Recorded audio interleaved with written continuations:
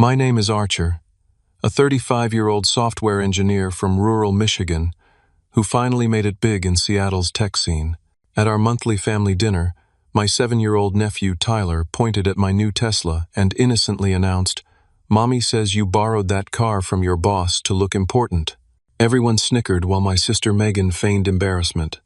I just smiled and left without a word. That night she texted, "Don't forget the house payment is due." I replied simply, "Everything will be settled. Where are you watching from?"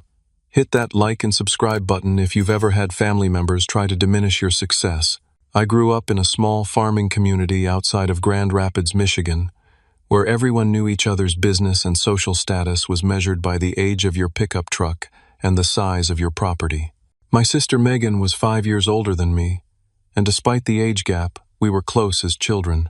We shared a cramped bedroom in our parents' modest 2-bedroom house until I was 8, when Dad converted part of the attic into a small room for me. Those early years forged what I thought was an unbreakable bond between us. Our parents, Thomas and Eleanor, worked themselves to exhaustion trying to provide for us. Dad managed the local hardware store 6 days a week, while Mom worked as a school secretary and cleaned houses on weekends. They never complained, but the financial strain was evident in the worn furniture, the careful meal planning, and the way Christmas gifts were always practical necessities rather than the toys other kids received. These circumstances shaped Megan and me very differently. While I became determined to create financial security through education and career advancement, Megan developed a fixation on appearances and social standing. She was pretty and popular in high school, dating Brad Thompson, whose family owned the largest car dealership in the county. Everyone expected great things from Megan. She was smart, charismatic, and driven by a desire to escape our family's modest circumstances. When Megan got pregnant at 19, her college plans at Michigan State derailed. She and Brad married quickly, and with help from his parents, they settled in a small starter home just 2 miles from where we grew up. What was supposed to be a temporary situation became permanent. Brad took a position at his family's dealership, and Megan found work as a receptionist at the local insurance office. Their son, Tyler, was born 7 months after their wedding. I was 15 when Megan's life took this turn, still focused on maintaining perfect grades and securing a scholarship that would take me far from our small town. Despite the physical distance that would eventually separate us, I promised Megan I'd always be there for her and Tyler. Then tragedy struck when I was 20. Our parents were killed in a multi-vehicle accident on the interstate during a blizzard. The loss was devastating, but it hit Megan particularly hard. 7 months pregnant with her second child at the time, she fell into a deep depression. Brad was ill-equipped to handle her emotional needs while managing their finances and caring for 3-year-old Tyler. The modest life insurance policy our parents had left was split between us. Instead of using my half to pay for college as they'd intended, I gave a significant portion to Megan and Brad for a down payment on a larger house. Their growing family needed stability, and I convinced myself that helping them was what Mom and Dad would have wanted. I worked 3 jobs simultaneously to put myself through community college, stocking shelves at the supermarket in the early mornings, answering phones at a local law firm during the day, and delivering pizzas at night. After 2 grueling years, I transferred to the University of Michigan to complete my computer science degree. Every holiday and summer break, I returned home to spend time with Megan's family, bringing gifts for the kids and helping with household projects Brad never seemed to find time for. After graduation, I landed an entry-level programming job at a small tech company in Detroit. The salary was modest, but it was a foot in the door of an industry I was passionate about. I lived in a studio apartment with second-hand furniture and drove a 15-year-old Honda Civic with nearly 200,000 miles on the odometer. Despite my tight budget, I never missed sending money for Tyler's birthday and Christmas presents, always labeled as being from his mom and dad. 3 years later, I accepted a position with a growing software company in Seattle. The substantial salary increase and relocation package represented the first real financial breathing room I'd ever experienced. Megan's reaction to my move was mixed. Superficially supportive but undercut with comments like, "I hope it works out this time," and "Don't forget about us when you're living the high life." In Seattle, my career flourished. I worked 60-hour weeks, earned promotions, and eventually became a senior engineering manager, overseeing a team of 15 developers. My hard work paid off with stock options, bonuses, and a salary that finally reflected my expertise and dedication. Throughout these years, I maintained close ties with Megan's family, flying back for major holidays and sending generous gifts. When Brad's attempt to open a second dealership location failed, I loaned them $15,000 they never repaid. When their roof needed replacing, I covered the $8,000 bill. Most significantly, I contributed $900 monthly toward their mortgage for nearly 4 years, money Megan increasingly referred to as what we're owed rather than the gift it was. Despite my financial success and professional achievements, family gatherings became increasingly uncomfortable. Brad's parents, Judith and Howard, were pleasant enough but clearly viewed me as the family oddball who'd abandoned small-town values for city living. Brad's brother James and his wife Sarah were more welcoming, but even they seemed to accept Megan's carefully constructed narrative about my life. What I didn't understand until much later was how systematically Megan had been diminishing my accomplishments to maintain her status as the successful sibling who'd stayed true to her roots. While I was building a career through relentless effort and constant learning, she was building a fiction about my life that would ultimately unravel in the most painful way possible. The last Saturday in April was unseasonably warm in Michigan as I drove from my hotel to Megan and Brad's house for the monthly family dinner.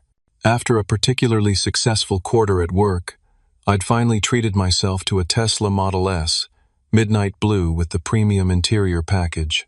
It was the first truly luxurious purchase I'd ever made, a tangible symbol of overcoming our childhood poverty and years of financial sacrifice.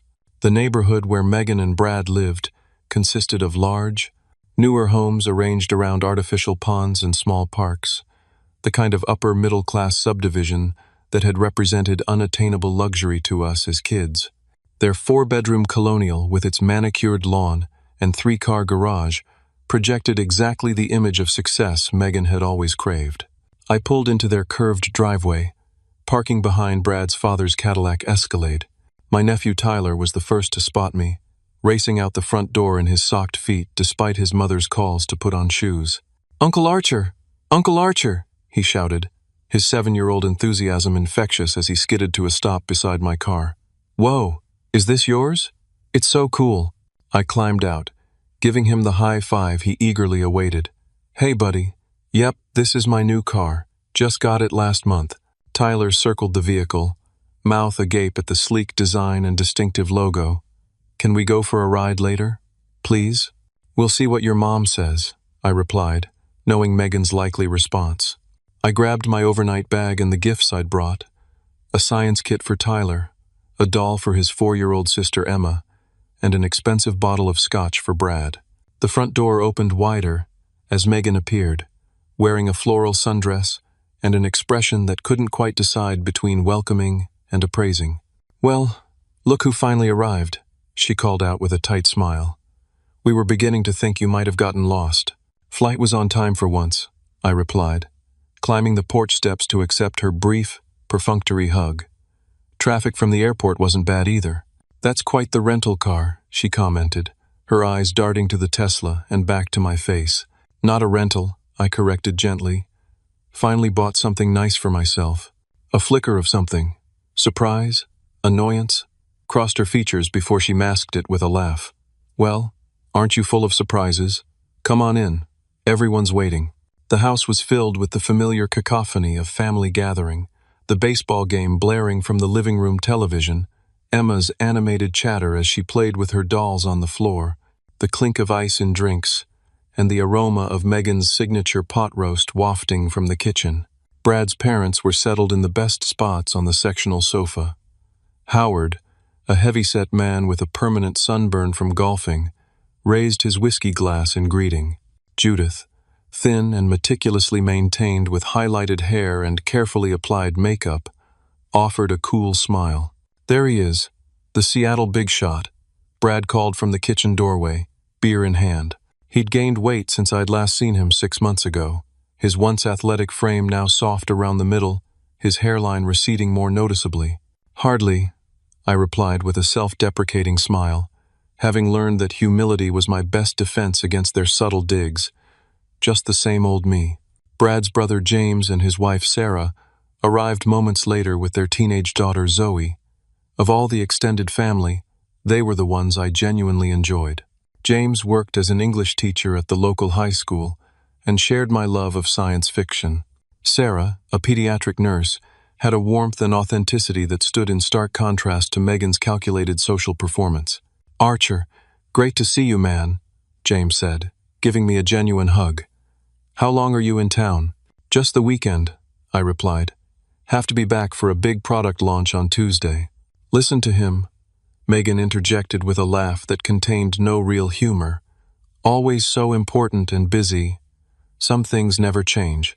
I ignored the jab, having developed a thick skin over the years. We moved to the dining room where Megan had set the table with her best china and crystal, the expensive set I'd gifted them for their 10th anniversary. Emma was seated beside me, chattering about kindergarten and her dance classes. Tyler sat across from us, between his grandparents. The conversation flowed through the usual topics: local gossip, Brad's dealership sales, Howard's golf game, Judith's garden club politics, and carefully edited updates from my life in Seattle. I'd learned to share just enough about my work to be polite, without providing ammunition for Megan's subtle undermining.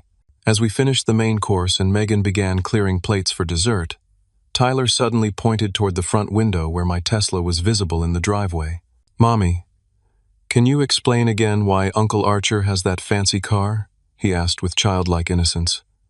"I forgot what you told me." The room grew quiet as all eyes turned to Megan, who froze momentarily before forcing a laugh.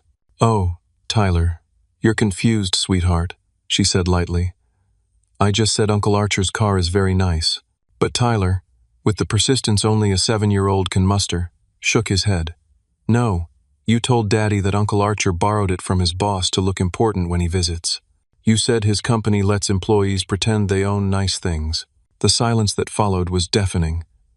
Brad coughed uncomfortably while Howard poorly disguised a snort of laughter as a throat clearing. Judith's eyebrows rose as she exchanged glances with Sarah, whose face had flushed with second-hand embarrassment. "Kids say the darndest things," Brad finally offered, attempting to break the tension. "More wine, anyone?" But the damage was done. Around the table, I saw not shock or disbelief at this absurd claim, but knowing smiles and exchanged glances. They'd heard this narrative before. They believed it. In that moment, years of accumulated slights and dismissals crystallized into perfect clarity. My sister had been systematically undermining me to everyone, not just with subtle implications but with outright lies about my career, my character, and my success. Megan returned from the kitchen, her face a carefully constructed mask of embarrassment. "Tyler, honey, that's not exactly what Mommy said. Uncle Archer works very hard at his job. Now, who wants chocolate cake?" The swift change of subject might have worked if not for Emma's innocent follow-up. "But Mommy, you did say that. You said Uncle Archer pretends to be rich but really needs our help." Another wave of poorly concealed snickers circled the table. Brad shot Emma a warning look while Megan's face flushed red. I sat perfectly still, my expression neutral while internally processing this betrayal. I'd given them over $45,000 in the past 5 years alone. I'd sacrificed my own comfort, delayed my own life goals, all to support the sister who was now portraying me as some kind of fraud. "I think I should head out," I said quietly, folding my napkin and placing it beside my plate. "Early flight tomorrow." "Don't be ridiculous," Megan protested too quickly. "You haven't even had dessert." "Tyler and Emma, apologize to your uncle for making up stories." The children looked confused and on the verge of tears, caught in their mother's web of lies. I wouldn't allow them to be blamed. "No apology necessary," I said, smiling reassuringly at them. "Kids just repeat what they hear, not their fault at all." I stood and thanked Megan for dinner, made my polite goodbyes to everyone, and walked out to my car with dignity intact. As I backed out of the driveway, I could see them gathered at the dining room window, no doubt already dissecting what had just happened through Megan's distorted lens. 3 hours later, as I sat in my hotel room reviewing work emails, My phone buzzed with a text from Megan. "Don't forget, the house payment is due on the 1st. An extra 200 would help with Emma's dance competition fees." The audacity was breathtaking. After allowing her family to laugh at me, after teaching her children to disrespect me, she still expected financial support.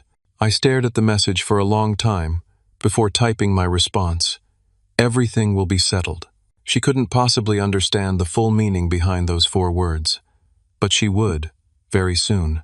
As I lay awake in my hotel room that night, memories of Megan's betrayals played through my mind like scenes from a disturbing movie. What had happened at dinner wasn't an isolated incident, but the culmination of years of systematic undermining. The first notable instance occurred when I landed my programming job in Detroit. At a family barbecue, I overheard Megan telling our elderly Aunt Patricia that I was just playing with computers all day. When Aunt Patricia expressed confusion about what that entailed, Megan laughed and said, "Honestly, I don't think anyone knows what he actually does. It's not like a real career like teaching or medicine." The dismissal stung, but I told myself she simply didn't understand the tech industry. 6 months later, when I invited the family to see my new apartment in Detroit's revitalized Midtown district, Megan spent the entire visit pointing out safety concerns and asking if I had good deadbolts. "This neighborhood seems transitional," she told Brad loudly enough for me to overhear. "I worry about Archer, living in such a dangerous area." The apartment was actually in one of the city's safest areas, near the university and medical center, but her comments planted seeds of concern with the rest of the family, who began questioning my judgment. When I was promoted to lead developer after just 18 months, nearly doubling my salary, Megan's response was telling. "Well, they must be desperate for people willing to work those hours," she commented when I shared the news over a family dinner. "I hope they're not just using you until someone with more experience comes along." What should have been a moment of celebration became an exercise in defending my capabilities. The most egregious example came when I took 3 months off between jobs to develop a fitness tracking app I'd been conceptualizing. I'd saved enough to support myself during this period and was excited about the entrepreneurial opportunity. Megan told everyone I was between jobs, her tone implying I'd been fired. When the app was completed, and I accepted a position at the Seattle company, she described it as me finally finding something after a period of unemployment. As my career in Seattle progressed, Megan's methods became more sophisticated. She began creating an alternate narrative about my life, one where my success was temporary, my accomplishments exaggerated, and my financial stability precarious. She referred to my apartment as tiny. It was nearly 1,200 square feet in one of Seattle's best neighborhoods. She described my job as stressful and probably not long-term. I'd been with the same company for 6 years with regular promotions. Most insidiously, she began suggesting to family members that I was struggling financially despite appearances. When I sent Tyler an expensive gaming system for Christmas, she told her in-laws that I'd charged it to credit cards I couldn't afford.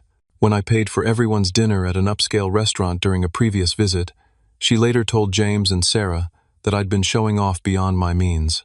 What I didn't discover until later was that Megan had been systematically lying about our financial relationship as well. Through casual conversations with James after the disastrous dinner, I learned that Megan had told everyone she'd been helping me out during tough times. The $45,000 I'd contributed to their house payments over 4 years? In her version, that was money she had loaned me during rough patches, which I was now repaying. The $15,000 I'd given for Brad's failed business expansion?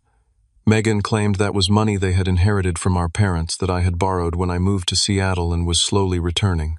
The $8,000 for their roof? A generous gift from them when I couldn't afford to fix plumbing in my apartment. Each revelation was more painful than the last. The question that haunted me wasn't why Megan would construct such elaborate lies, but why I had allowed myself to be exploited for so long. The financial support I'd provided wasn't just generous, it was excessive to the point of self-sabotage. While making their house payments, I'd delayed buying my own home. While funding Brad's business venture, I'd postponed investing in my retirement accounts. While covering their emergencies, I'd worked overtime and sacrificed my own comfort. The psychological toll was even greater than the financial one. For years, I'd endured subtle jabs and dismissive comments, always making excuses for Megan's behavior. She doesn't understand my industry. She's insecure about her own choices.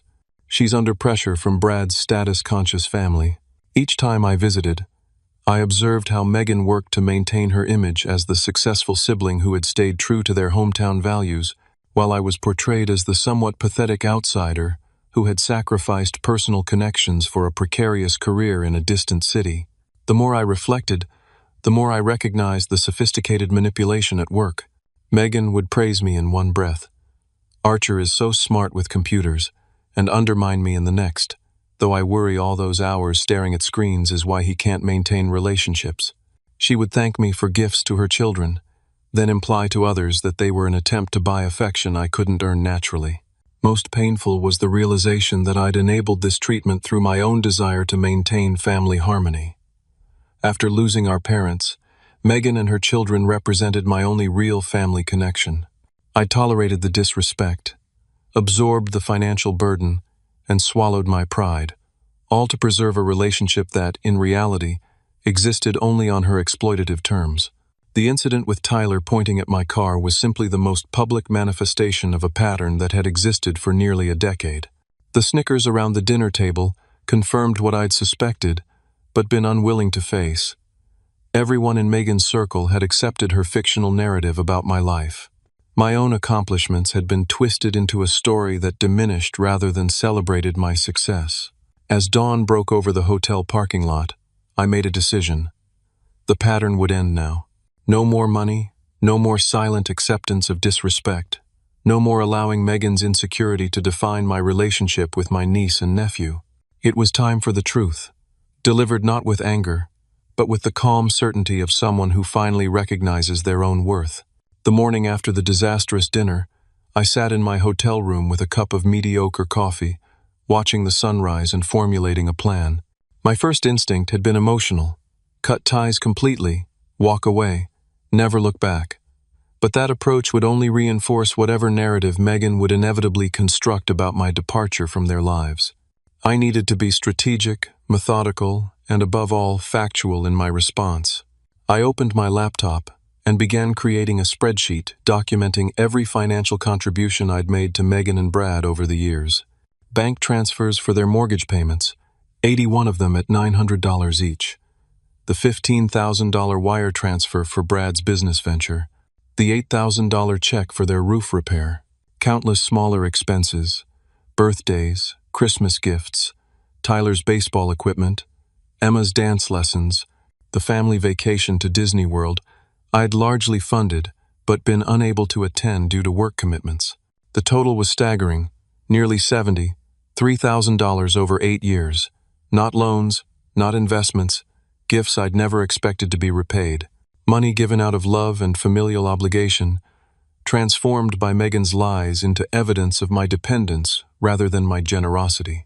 Next, I pulled up my employment history, offer letters, promotion announcements, performance reviews, stock option grants, documentation of my actual career trajectory rather than Megan's fictional account of it. I downloaded statements showing my investment portfolio, retirement accounts, and the recent purchase agreement for my Tesla, all paid in full, no financing involved. While compiling these materials, I noticed a new email from Brad's brother James. "Hey, sorry about last night. Can we talk before you leave town?" I suggested meeting for breakfast at my hotel. An hour later, James arrived looking uncomfortable, but determined. "That was pretty awful," he said after ordering coffee. "Sarah and I were talking about it all night. We had no idea Megan had been, well, saying those things about you." "How long has it been going on?" I asked quietly. James sighed, running a hand through his thinning hair. "Years, I guess. At first, it was just little comments about how you were struggling to find your footing in Seattle.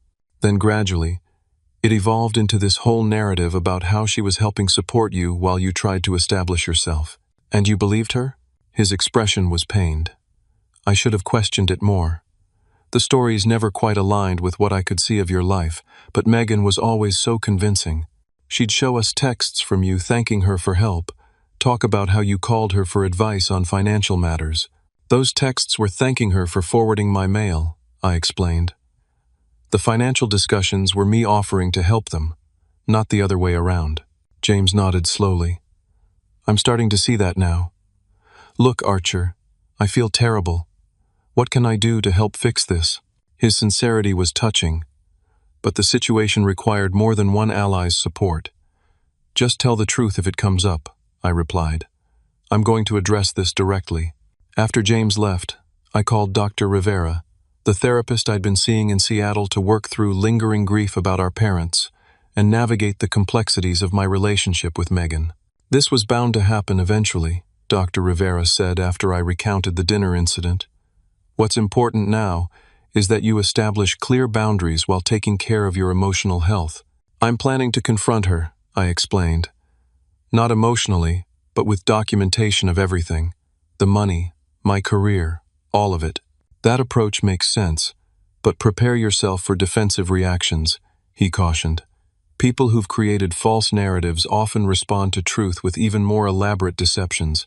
The key is to remain grounded in facts, while accepting that some relationships may be permanently altered by this confrontation. Next, I called Jessica, my financial advisor in Seattle. I've been telling you for years that your support of your sister's family was excessive, she reminded me.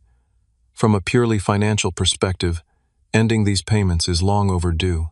That money should be going toward your own goals, the home purchase you've been planning, the startup idea you've been developing. I know, I acknowledged. Family obligations are complicated. They are, she agreed. But financial boundaries are part of healthy family dynamics. I'm sending you a summary of what those contributions would have amounted to if invested over the same period. Seeing the opportunity cost might strengthen your resolve. The document she sent was sobering. Had I invested that $73,000 rather than giving it to Megan and Brad, it would have grown to nearly $110,000 given market performance over the same period. My next call was to my boss, Catherine, explaining that I needed to extend my time in Michigan by 2 days to handle a family matter. Take whatever time you need, she said. The team has the launch under control. Family comes first. The irony of her statement wasn't lost on me. I'd been putting family first for years, just not in a way that served either Megan or myself in the long run. By enabling her behavior, I'd become complicit in it. By mid-afternoon, I had formulated a comprehensive plan. Rather than an emotional confrontation or public exposure, I would request a family meeting with everyone who had been present at dinner. I would present the facts calmly and clearly, then establish new boundaries moving forward. I spent the rest of the day preparing for various scenarios. If Megan denied everything, I had documentation. If she became emotional, I would remain calm. If Brad became confrontational, I would redirect to facts rather than engaging with anger. My goal wasn't to punish or embarrass them, but to end the cycle of deception and exploitation. That evening I texted Megan, "We need to have a family meeting tomorrow. Everyone who was at dinner should be there. I'll come by at 2. Her response was immediate and defensive. "What's this about? We have plans tomorrow." "Change them," I replied. "This is important." After a long pause, "Fine, but I don't understand why you're being so dramatic." I didn't respond further. The time for explaining myself was over. Tomorrow would be about truth, uncomfortable, long overdue truth. Sunday afternoon arrived with a clarity of purpose I hadn't felt in years. I'd slept soundly for the first time since arriving in Michigan, awakening with the certainty that regardless of the outcome, confronting Megan's deception was necessary for my own self-respect and for any possibility of authentic relationship moving forward.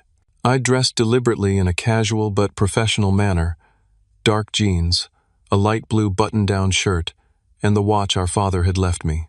Nothing flashy that could reinforce Megan's narrative of me showing off, but nothing that undermined the success I'd legitimately earned.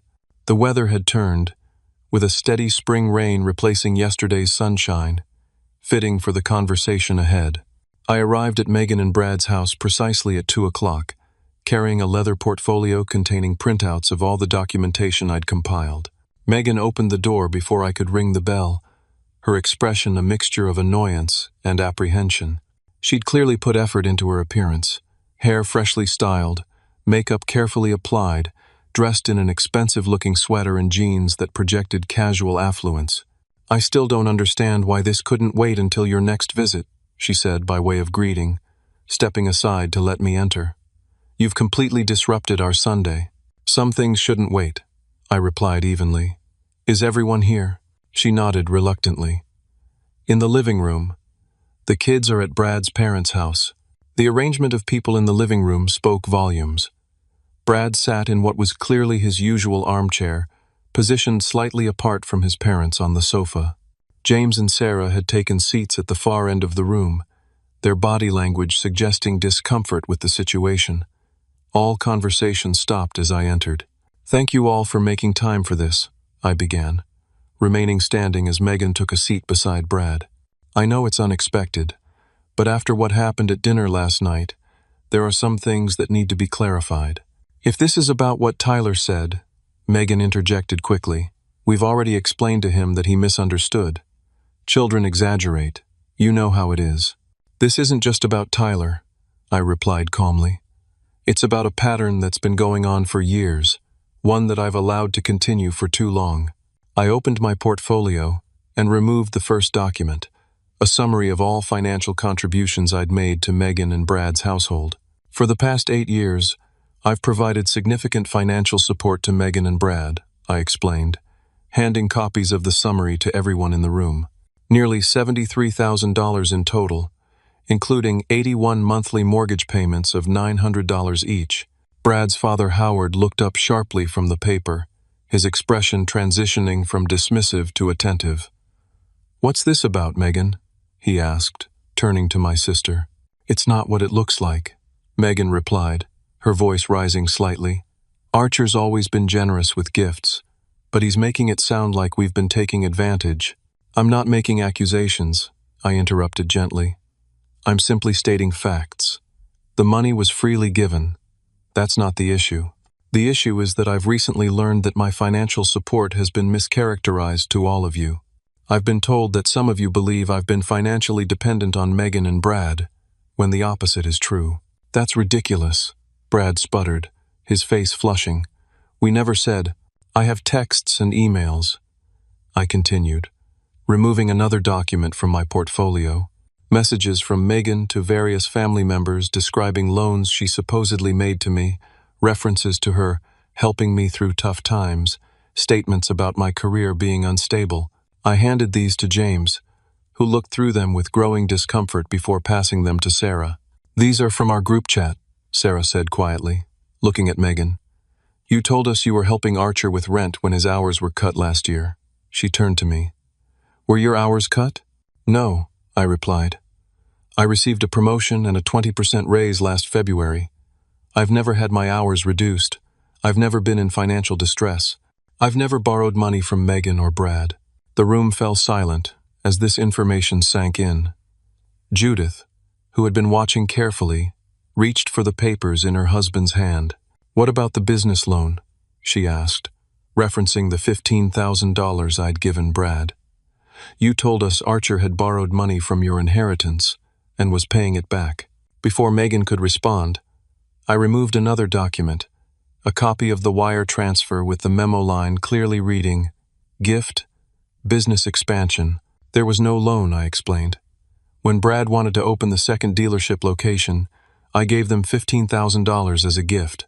The same applies to the $8,000 for their roof replacement 2 years ago, and countless other expenses I've covered over the years." Brad stood suddenly, his expression darkening. "We never asked for handouts," he snapped. "If you've been keeping score all these years, maybe you shouldn't have offered in the first place."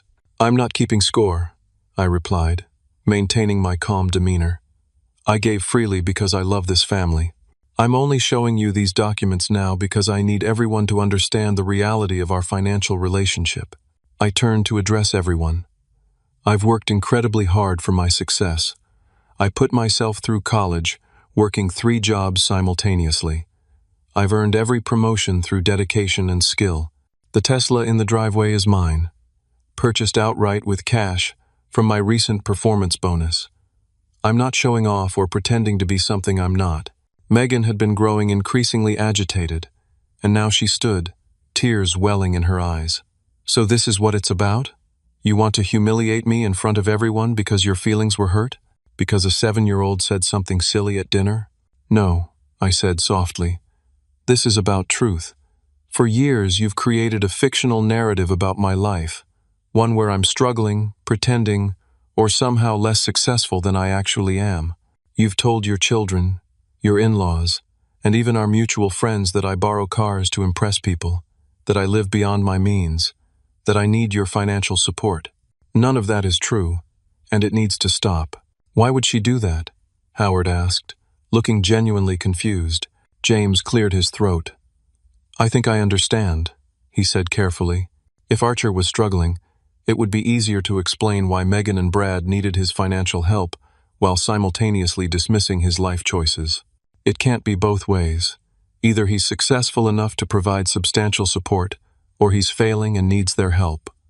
The narrative has to be consistent." Megan collapsed back into her seat, tears now flowing freely. "You don't understand what it's like," she said, her voice breaking. "You left. You went to college, built a fancy career, moved to a glamorous city. Do you know what happened to me? I got pregnant, married young, and stayed in the same town doing the same things with the same people forever. I never judged your choices," I replied gently. "You didn't have to," she cried. "Your life judges mine every day. Every promotion, every trip you take, every success you have, reminds me of everything I gave up. And yes, I've been jealous and resentful. Is that what you want me to admit?" Brad moved to her side, placing a hand on her shoulder that she immediately shrugged off. "And you," she turned on him, "you were happy enough to take his money while laughing behind his back about how he thinks he's better than us. You encouraged me." Brad's face reddened. "That's not fair, Megan. You're the one who told everyone he was struggling. You're the one who said his job wasn't secure. I just went along with what you told me." The room descended into uncomfortable silence as the extent of the deception became clear to everyone. Judith looked between her son and daughter-in-law with an expression of growing disappointment. Howard stared at his hands. James and Sarah exchanged glances that communicated their discomfort. "I didn't come here to create division or place blame," I said finally. "I came to establish truth and set boundaries moving forward. I won't be contributing to your mortgage or other expenses anymore. Not because I'm angry, but because it's created an unhealthy dynamic between us." "So you're cutting us off completely?" Megan asked, a note of panic entering her voice. "Just like that?" "I'm ending financial support that's been misrepresented and taken for granted," I clarified. "I'm still your brother. I still want to be part of Tyler and Emma's lives. But moving forward, our relationship needs to be based on mutual respect and honesty." "And if we need help?" Brad asked, his tone somewhere between defensive and concerned. "Then we can discuss it openly and honestly," I replied. "But no more monthly payments. No more expecting me to cover emergencies or extras without acknowledgement. And absolutely no more diminishing my career or success to make yourselves feel better." I gathered my documents, returning them to the portfolio. "I'll be leaving for Seattle tomorrow morning. I've said what I needed to say. What happens next is up to all of you." As I turned to leave, James stood. "I'll walk you out." In the foyer, away from the others, he spoke quietly. That took courage. For what it's worth, Sarah and I should have questioned Megan's stories more carefully. The inconsistencies were there if we'd been paying attention. "It's not your responsibility," I assured him. "We all believed what we wanted to believe." "What now?" he asked. "Will you cut contact completely?" I shook my head. "That's not what I want. But real relationships can't be built on lies and manipulation. The ball is in their court now." As I drove away from the house, a complex mixture of emotions washed over me. Relief at having finally spoken my truth, sadness for the pain it had caused, uncertainty about what would remain of my relationship with my sister and her family. But beneath it all was a foundation of self-respect that had been missing for too long. The immediate aftermath of the confrontation unfolded in ways both expected and surprising. I returned to my hotel room emotionally drained, but with the clarity that comes from finally addressing long-suppressed truths. I ordered room service, answered some work emails, and tried to process the events of the day. Around 8 that evening, my phone buzzed with a text from Megan. "You've always been so judgmental. I hope you're satisfied with yourself for destroying this family." I didn't respond. Classic projection, accusing me of the very thing she had done through years of deception. Dr. Rivera had warned me about this defensive reaction, and engaging would only fuel the fire. 15 minutes later, Brad called. When I answered, his voice was tight with controlled anger. "You could have addressed this privately with us," he said without preamble. "Did you have to embarrass Megan in front of my entire family?" "The deception wasn't private," I replied calmly. "The narrative about me was shared with everyone. The correction needed to be equally comprehensive. My parents are questioning everything now," he continued. "Dad's talking about financial responsibility, and Mom's asking how we could have accepted so much money from you while—" He trailed off. "While what?" I prompted. A heavy sigh came through the line. "While saying the things we said. Look, I know how it appears, but you have to understand Megan's position. She's built her whole identity around being successful here, being the one who made the right choices. Your success threatens that narrative." "My success is the result of my choices and hard work," I pointed out. "It doesn't diminish hers unless she allows it to." "Easy for you to say," he muttered. "Anyway, I didn't call to argue. I wanted to ask about the mortgage payment. Were you serious about stopping it completely? We've built our budget around that money." The audacity was still breathtaking. "Yes, I was serious. You've had 81 payments from me. That's $72,900 toward a house I don't live in. It's more than enough. We can't just adjust our budget overnight," he protested. "At least give us a few months to—" "No," I interrupted firmly. "The payments stop now. You make a good living at the dealership, Brad. You and Megan need to live within your means." The line went silent for several seconds before he responded with a cold, "Fine. Don't expect to see much of the kids then." The threat hit its intended target.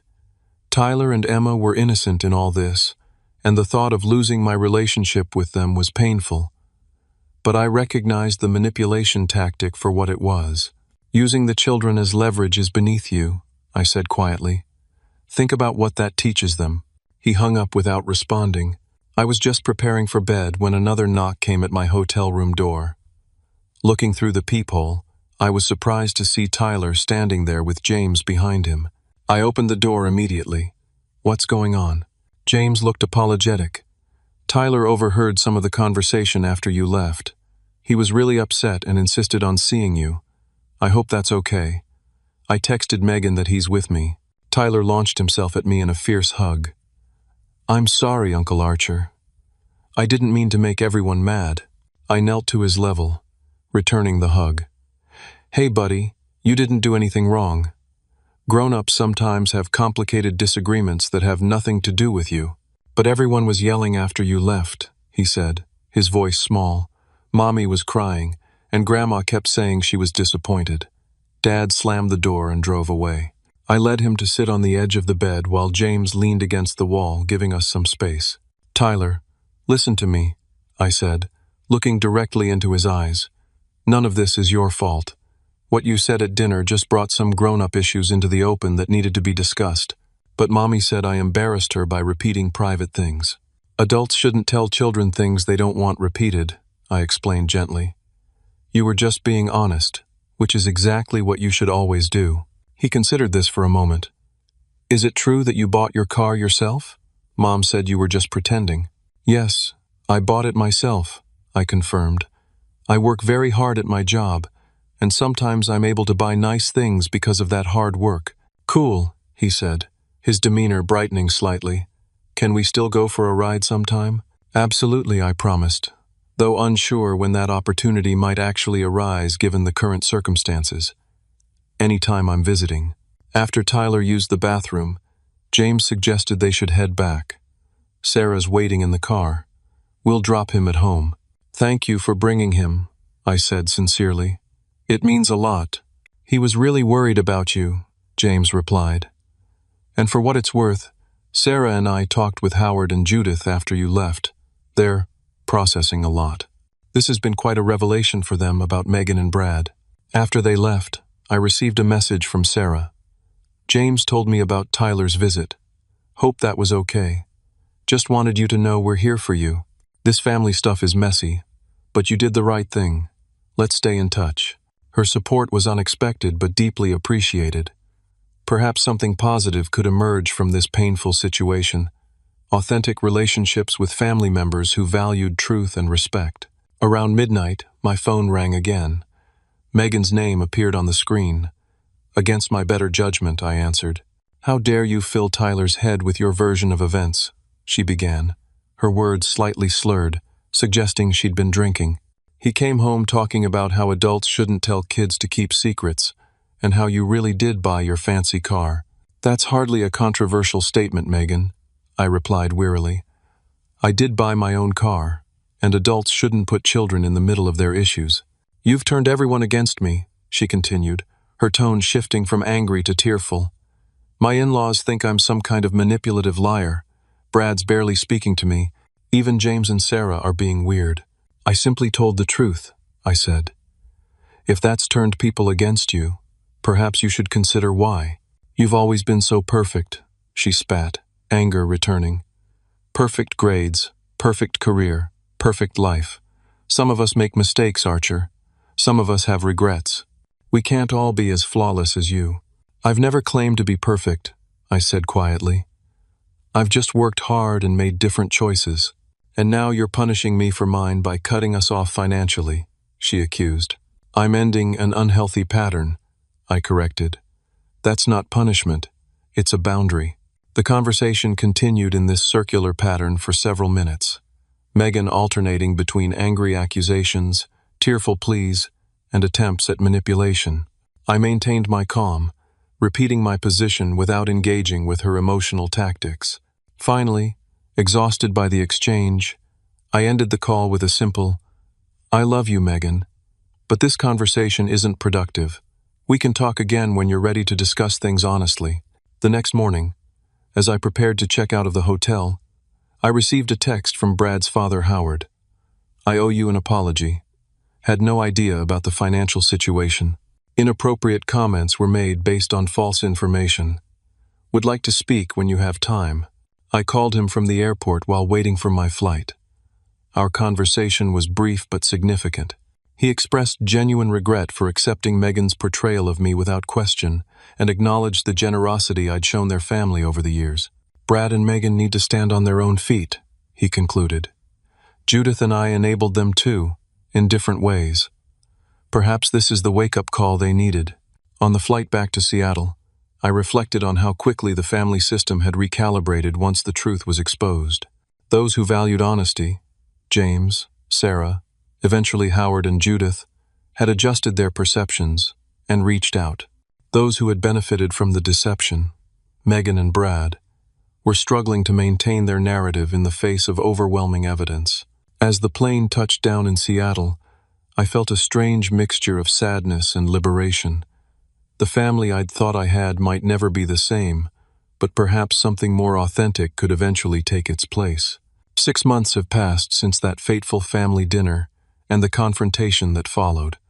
The journey from that painful weekend to today hasn't been linear, but it has been transformative in ways I never anticipated. The first few weeks after returning to Seattle were difficult. Megan alternated between angry texts, tearful phone calls, and periods of complete silence. Brad communicated only through terse messages about practical matters. Tyler and Emma sent me drawings and dictated messages through James and Sarah, who had become unexpected allies and bridges to the children during the estrangement from their parents. About a month after our confrontation, Megan called late one evening, her voice subdued and lacking the defensive edge that had characterized our previous conversations. "I've been seeing a therapist," she announced without preamble. She suggested I might have some issues with comparison and insecurity. It wasn't exactly an apology, but it was the first acknowledgement that her behavior might have deeper roots than simple misunderstanding. Our conversation that night was cautious but more honest than any we'd had in years. She didn't directly address the lies she'd told, but she did admit to feeling overwhelmed by jealousy when hearing about my career advancements. 2 weeks later, Brad reached out with a more direct approach. "I should have questioned Megan's stories about you more carefully," he admitted. "And I definitely shouldn't have gone along with them or repeated them to others. That was wrong, and I'm sorry." Their mortgage payment came due, and for the first time in nearly 7 years, they covered it entirely themselves. It wasn't easy for them. Brad took extra shifts at the dealership, and Megan found part-time work as an administrative assistant at the local community college. The adjustment to living within their actual means was challenging, but necessary for their growth and our relationship's healing. By the 3-month mark, we had established a new normal. I video chatted with Tyler and Emma weekly. Megan joined these calls occasionally, her initial awkwardness gradually giving way to more natural interaction. We carefully avoided any discussion of finances or my career, focusing instead on the children's activities and shared family memories. Howard and Judith underwent their own reckoning, recognizing how their emphasis on appearances and status had contributed to Megan's insecurities. They began making conscious efforts to celebrate achievements based on character and effort rather than material outcomes. Howard even called me specifically to proudly report that he'd congratulated Tyler on improving his reading skills rather than on winning a baseball game, a small but significant shift in his value system. My relationships with James and Sarah deepened considerably. What had been casual, holiday-only connections evolved into genuine friendship. They visited Seattle for a long weekend in August, and I showed them around the city I'd grown to love. Without Megan's distorted lens coloring their perception, they saw my life as it truly was, not extravagant or showy, but comfortable, fulfilling, and earned through consistent effort. The most profound changes, however, happened within me. Through continued work with Dr. Rivera, I examined the patterns that had allowed me to become entangled in such an unhealthy dynamic for so long.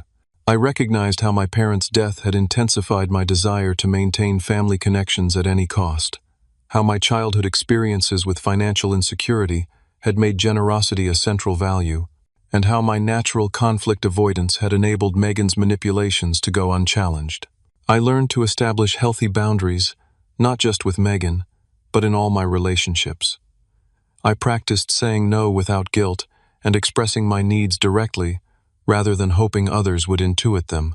I began to see how my professional success had become a form of validation, driving me to work excessive hours and sacrifice personal relationships for career advancement. With this new awareness, I made significant changes in my own life. I reduced my working hours from 60 to a more reasonable 45 per week. I joined a local hiking group and made genuine friendships outside of work. I even started dating again after years of putting romance on the back burner. Nothing serious yet, but I'm open to possibilities in a way I wasn't before. Financially, I redirected the resources that had previously gone to supporting Megan's family. I purchased a modest but comfortable condo in a neighborhood I love. I increased my retirement contributions and established a separate investment account for future goals. I even set aside money for a proper vacation, my first in nearly a decade, planning a 2-week trip to Japan next spring. Last month, I returned to Michigan for Tyler's 8th birthday. The atmosphere was markedly different from previous visits. Megan greeted me with a genuine hug, rather than the perfunctory one I'd grown accustomed to. Brad shook my hand and met my eyes directly, the defensive posture notably absent. They proudly showed me their newly refinanced mortgage, at a lower interest rate, with payments they could manage independently. The most touching moment came when Tyler proudly showed me his science project, a model of the solar system he'd built entirely himself. "Uncle Archer, Mom said you might be able to help me understand how gravity works," he said. "She told me you're really smart about science stuff." It was a small thing, perhaps, but significant. Megan acknowledging my knowledge as valuable rather than threatening. A step toward seeing my abilities as resources to be shared rather than successes to be diminished. That evening, as we sat on the porch after the children had gone to bed, Megan spoke the words I'd waited years to hear. "I'm sorry, Archer. Truly sorry. I was so caught up in feeling like I'd failed at my own life that I couldn't celebrate yours. Instead of appreciating your generosity, I resented that you were in a position to be generous. That was wrong, and I'm working to be better." The apology wasn't perfect, and our relationship remains a work in progress. The trust that was broken will take years to fully rebuild. But in that moment, I recognized that the painful confrontation 6 months earlier had been necessary not just for my own self-respect, but for Megan's growth as well. The most profound lesson I've learned through this experience is that true generosity must include honesty. By avoiding difficult conversations to preserve harmony, I wasn't actually being kind. I was enabling destructive patterns that harmed everyone involved. Real love means caring enough to speak truth, establish boundaries, and hold others accountable. I've also learned that our worth isn't determined by how much we sacrifice for others, but by how authentically we live our values. My desire to help my sister was genuine, but my approach was flawed. True support empowers others rather than creating dependency. Today, I maintain my boundaries while keeping my heart open. I contribute to my niece and nephew's college funds rather than their parents' mortgage. I share my professional knowledge freely but no longer apologize for my success. I offer emotional support without financial bailouts. It's a healthier balance for everyone. If you're struggling with family members who diminish your achievements or take advantage of your generosity, remember that establishing boundaries isn't selfish. It's necessary for authentic relationships. Sometimes the greatest gift you can give someone is the opportunity to stand on their own feet and face reality honestly. Have you ever had to confront uncomfortable truths in your family? How did you handle it? Share your experience in the comments below. If this story resonated with you, please hit the like button and subscribe to hear more stories about navigating complex family dynamics with integrity and compassion.